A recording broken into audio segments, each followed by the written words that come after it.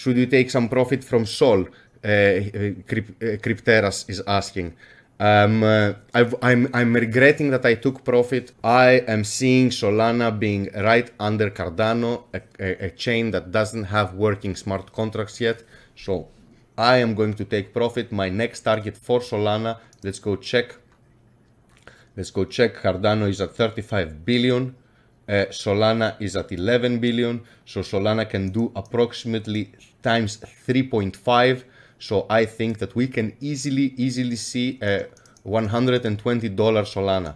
$120 is going to place us right above Dogecoin and right under Cardano.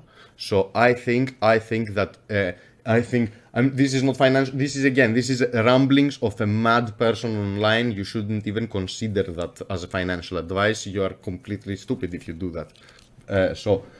But still, in my view, that's when I'm gonna start taking profit on Solana. I think that we should be, if not under Cardano, because Mighty Hoskinson is there to cast his shadow.